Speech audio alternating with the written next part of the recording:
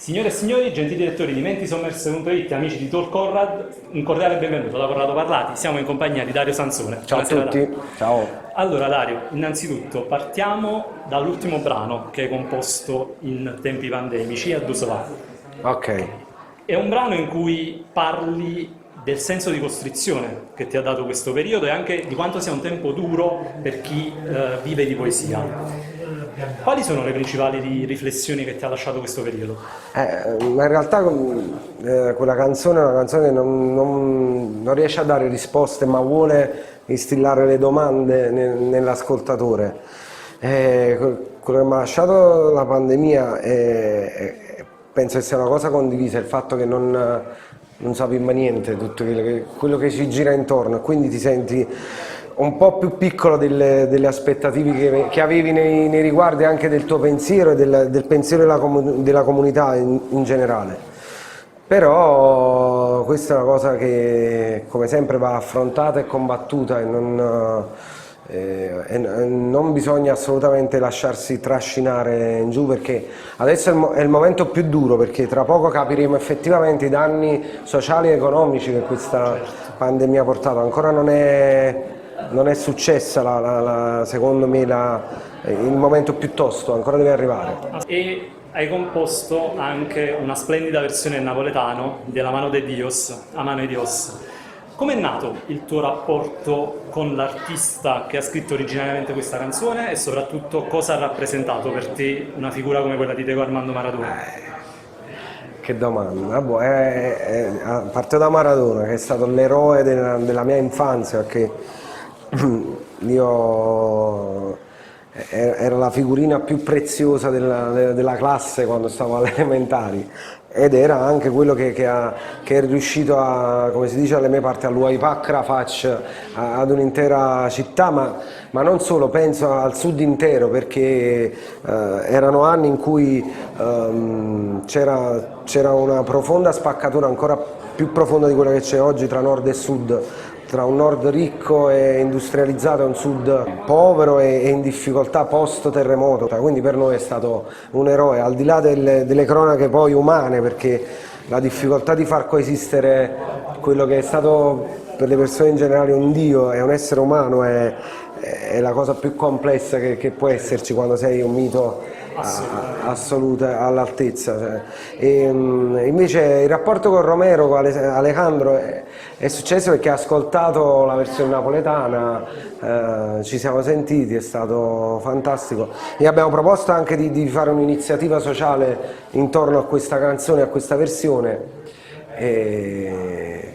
e niente, e ci sentiamo ancora. Tra l'altro in Argentina è stato molto bello, perché il video del pezzo l'hanno messo tra il primo e il secondo tempo di Brasile e Argentina durante la Confederation, come si chiama? La Coppa America. La Coppa America, grazie. Lo scorso anno è uscita anche 10, che raccoglie il meglio dei primi 10 anni dei Foia. Ricordi com'è stata la prima volta in cui sei salito su un palco con i Foia? Con la band? Sì, me lo ricordo perfettamente. Com'è andata? Sbagliammo proprio 2 secondi.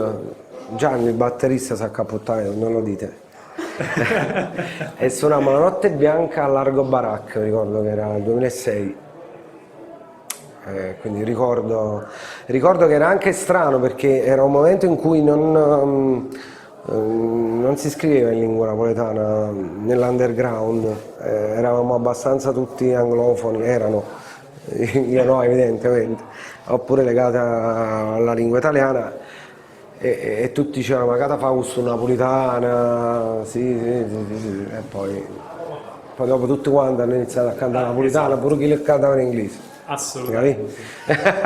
Quindi bisogna crederci a prescindere da quello che consigliano i tuoi colleghi, credici. E in questo disco sono contenuti anche dei featuring con degli artisti stranieri come Sean Ferguson, La Pegatina, Pauline Cruz, in cui unisci il napoletano con il francese, con lo spagnolo, e da un punto di vista linguistico, com'è nata questa unione? Come si sposano queste due lingue? Ma in generale la lingua napoletana è la sedimentazione di tanti linguaggi, abbiamo parole in comune con i catalani, con gli spagnoli, con gli arabi, con i tedeschi. Già il napoletano, diciamo, è un purpurri di lingue e linguaggi, e quindi quando le lingue sono antiche, sono sedimentate, conservano tutto quello che viene anche dal mare, no? Noi siamo una città di porto, quindi come i genovesi del resto, che hanno un linguaggio anche loro molto contaminato. È tutto semplice perché il suono, la sonorità di queste lingue è morbido, è già musicale, e quindi è un confronto soprattutto musicale e di sentimento, perché attraverso le nostre parole o altre parole che riescono ad avere foneticamente un grande impatto espressivo, le emozioni vengono veicolate anche non comprendendo perfettamente i concetti. Quindi abbiamo parlato di Città di Mare, non posso non fare riferimento al video di Domenica, in cui c'è questo Super Santos che rimbalza dal cuore del centro storico e arriva fino a Parkway e a Barcellona, quindi. C'è un elemento in comune che hai trovato tra Napoli e Barcellona? È napolitano, perché Barcellona è chi è napolitano, ma proprio sulla cara. Tra l'altro qua c'è un amico che viene da Barcellona.